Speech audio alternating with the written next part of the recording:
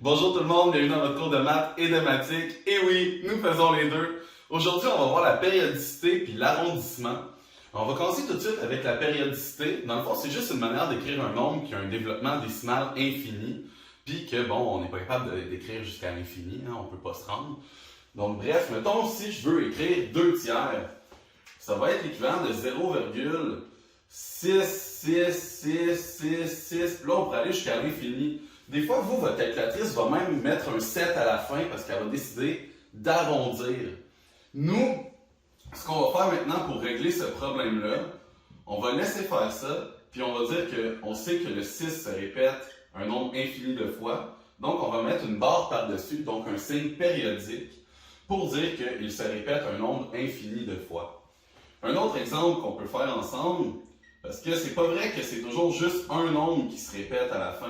Des fois, on va avoir, mettons, 43,728, puis là, je pourrais décider de mettre un périodique sur 28. Je pourrais décider de dire que dans le fond, c'est le 28 au complet qui se répète toujours, donc 2, 8, 2, 8, 2, 8, et ce, une quantité infinie de fois. Un exemple qui ne fonctionne pas et que souvent je vois comme erreur de la part de mes élèves, c'est qu'ils mettent un signe de périodicité en plein milieu d'un nombre. Par exemple, j'aurais 17,542,1, puis là, ils décideraient de mettre une périodicité sur le 4 et 2. Je peux pas faire ça parce que ça serait un nombre infini de nombres qui se répéterait ici. Donc, je pourrais jamais arriver à écrire le 1. Ça arrivera jamais parce que je peux pas l'écrire un nombre infini de fois, le 42. Donc, je me rendrai jamais à écrire le 1. Donc ça, c'est un mauvais exemple. On ne peut pas mettre de signe de périodicité au milieu d'un nombre. Maintenant, on va aller parler d'arrondissement ensemble. Et là, vous n'êtes pas prêts. Regardez bien la transition. Quand on va aller arrondir, pour les bienfaits du cours, bon, pour pas que j'aie à écrire 40 fois des choses différentes, on va tout aller arrondir à la position des centièmes. Donc, par exemple, ici, et c'est toujours de la même manière hein, qu'on va aller arrondir des nombres au centième, on va venir ici au centième. Hein, on s'entend, j'ai les dizaines, les unités, les dixièmes, les centièmes et les unités de mille. Ben, les unités de millième.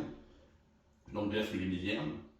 Quand je suis au centième, je regarde la position avant. Si la position avant est 5 ou plus grand, je vais augmenter de 1 le nombre qui est à la position des centièmes. Donc, ça veut dire qu'ici, je vais avoir 73 et 49 centièmes, car j'augmente mon 8 de 1, parce qu'ici, c'est un 5 ou plus grand. Tandis qu'ici, on va aller regarder encore une fois la position des centièmes. Encore une fois, quand je regarde avant, hein, au millième, on voit que 7, c'est plus grand ou égal à 5. Donc, il va falloir que j'augmente le 9 de 1. Mais là, ça va être un peu plus compliqué. Parce que là, si j'augmente mes centièmes de 1, je suis rendu à 10 centièmes. Donc là, ça veut dire que j'ai une autre dixième de plus qui apparaît. Et ça veut dire que 9 plus mon dixième de plus, je suis à 10 dixièmes. Ça veut dire que ça me fait une unité de plus. Donc ça veut dire que là, mon 9 unités va devenir 10 unités, donc une dizaine. Ça veut dire qu'ici, c'est mon 2 qui augmente de 1 et qui devient un 3.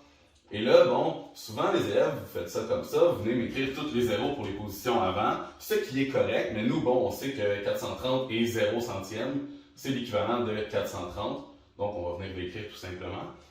Et le dernier exemple que je voulais faire avec vous, c'est un exemple un peu plus spécial. Si je viens au centième ici, et que je regarde la position avant, donc ma position des millièmes, j'ai un 4. Ça, c'est plus petit que 5. Donc, ça veut dire que le 0 ne change pas. Souvent, vous venez écrire, bon, ben, vu que le 0 ne change pas, vous écrivez ça comme ça. Mais on sait tous que si j'ai 0 unité et 0 centième, hein, ça veut dire que j'ai 0 en tout. Donc, je peux juste écrire 0 tout simplement. Ceci est tout pour le cours d'aujourd'hui. N'oubliez pas de vous abonner, de sonner la cloche et de laisser un like. Bonne fin de journée tout le monde!